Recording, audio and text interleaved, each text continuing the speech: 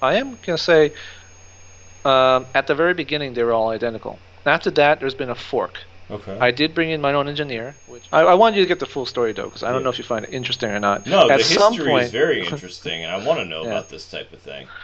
yeah. So the factory was very kind to me. I mean, he didn't have to extend that favor to me. He pretty much made my business possible. But it was my idea, and yeah, I thankfully I never signed an NDA with my former employer, so there's no competition agreement, nothing like that. So yeah, they are many of the cables are identical. The Dreamcast is identical. So the Genesis one is a little bit different because I've done them side by side already. I've noticed though, and a common trend with most of the $30 cables, which I would expect because you're not spending $100 or $400 like the FrameMeister, which is absurd. There's usually more red in them than what the actual game appears, and I don't know if that's something that can one day be resolved at a inexpensive level, but I'm sure that would enhance the experience for people. Now, if I had to say, I would say the Red 2X is the best Genesis cable out there right now. Although it's not very popular. It's a retro tink on a chip, and there's nothing Well, wrong with yeah, it. I have two retro tinks. They're great, but yeah, the they're far more expensive. So, yeah, they are far more expensive. and if you We want the are looking to retro, make I'm sorry. Go ahead. cable. The Xbox is by far the best, but that's only because it's easiest. It's just a component pass-through. Yes. Yeah. And then the Saturn is actually good, but the Saturn has a very vanilla output. Hmm. It required no tuning whatsoever. Um, and just so you're aware, because it seems like you know a lot more about these other Hmm. competitors than I thought, our N64 cable has taken a long time Hmm. because we're actually going to put a switch on it. It's going to be a 3-pole switch. It's going to be PAL NTSC, and then we'll also have composite mode. The composite mode's only there because we found that Pokemon and Fantastic have no S video whatsoever. Oh, really? And yeah, I live here in France, and apparently CCAM models have no S video either. And then over in Australia, the chip that everyone's using, level hyperkin and pound, Hmm. cannot differentiate between PAL B and PAL M. As a result, your screen's just totally wrong ratio. Yeah. I think it was the Genesis cable. I ran an HD Retrovision. I'm almost positive it was yours through the Genesis cable, and it worked on the Saturn. You know the little adapter Saturn to Genesis. Oh yeah, yeah, Yeah, yeah. but Actually, I do know Steve of HD Retrovision. We met twice. I backed his Kickstarter campaign as well. He's a good guy. Yeah. yeah. There's a reason why I don't make component cables. I just figure he's doing a good job. He's a great guy. Leave it alone.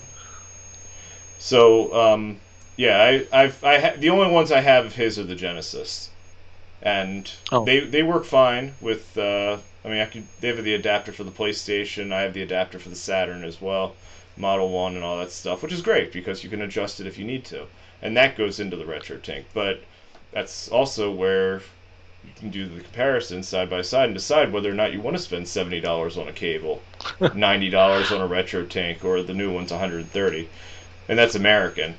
Um, and we can't get the Rad 2X unless we import it, so it's not even an option. oh really? Yeah, Oh, I but didn't know that. Huh. there's not to my knowledge, there's no American store that sells it. So we have to buy it from retrocables.uk, I believe, and Oh, that's where okay. we get it. So by the time you factor in all the shipping, it's way more expensive than necessary. You know, a lot of the people that would give you negative feedback and negative comments are the ones who are willing to spend thousands of dollars, and they insist that other people are just like them. But that's definitely not true. Yeah. When you sell a higher end model, we actually toyed around the price for a little bit. Your sales per day actually dropped by almost half. When we first released the Xbox cable, it was at $20. We were making no money. We just wanted to get a review score. Hmm. We raised it to 30 and the sales were steady. We raised it to 50 and the sales dropped by like a rock. It's It was no just longer an impulse yeah. buy. Right. Yeah, that's what it is. So it stands to reason if you sell a product at a higher price, you're not going to get that kind of return. So, Right. especially And if you can sell it less, because then people will be more inclined to buy it. But Xbox games, you can play them on the 360, assuming they're compatible on one and whatever the new one's going to be called. They just keep adding words. yeah. And for us to keep our costs down, we had to buy the raw components at a high quantity. Yes, that makes So sense. if I were to sell a lower quantity at a higher price, I might make more money, but I would be sitting on a stack of raw materials for like a decade, and that's just not going to happen. Now you mentioned something about a TurboGrafx one that's Right. coming out. So the TurboGrafx will be released, and it took a long time because we made an adapter for the PC Engine. Nice. The PC Engine and the TurboGrafx are actually identical in their video output. Mm-hmm. It's only the shape that's different. So it took a while to tool and to test, and it really sucks that we bought 3 TurboGrafx systems, which, as you probably know, are really expensive. And every time we mailed them over to the factory for testing, they got lost. The Um, TurboGrafx is extremely expensive. right. But if it has, I'm assuming it plugs into the CD-ROM add-on port. Hmm. Okay. Yeah, that's the one that Hyperkin has. They have the same one. Theirs is really, really red. I looked at that when my buddy has it because I don't have a TurboGrafx, but he does. And I said, first of all, when he brought it over, I was like, I'm not plugging that in. There's too many little pins in the back of that thing that can get damaged. So I said, here, you do it. But would you Is it ever? red? What? Why is it red? I don't know. The picture just has a very strong red hue over it. Okay, I know what's going on. When they don't tune the cable correctly, especially the capacitance, Mm-hmm. what happens is the picture isn't red, it's overexposed. Okay. So you're actually going to get some image quality lost because what should be shades of red if they're stacked on top of Mm-hmm. each other will totally turn pink. Okay. Yeah. So they haven't taken the time to tune it properly. But for a lot of people, they won't notice, I imagine. Yeah. The console came out in 1988. I don't think anybody's. I mean, unless you're really into it. I mean, Don't say that. I know a guy over in Burbank, California. I think he's still making reproduction games for TurboGrafx. that's Yeah. the only affordable way to buy them Yeah, I guess so. because they're so expensive in this country. They just never. The console did not sell by the time they got it out here. Genesis was already here. It wasn't competing against the NES like it did in Japan. Yeah. Over here in Europe, the TurboGrafx people that like Yeah. TurboGrafx have actually all transitioned to PC Engine. It's cheaper to buy a Yes, PC it Engine and is. import games. Yeah.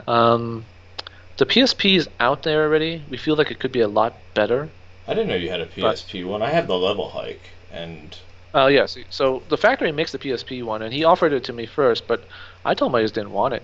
Frankly, I thought it was kind of awkward to use.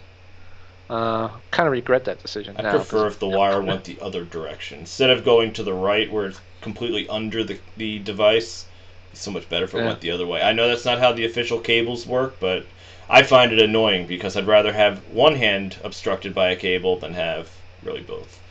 Right. We really want to make a Game Boy Advance HDMI cable, but there is a big problem there. To make the Game Boy Advance HDMI cable, we actually need a Game Boy Advance on a chip to accomplish it.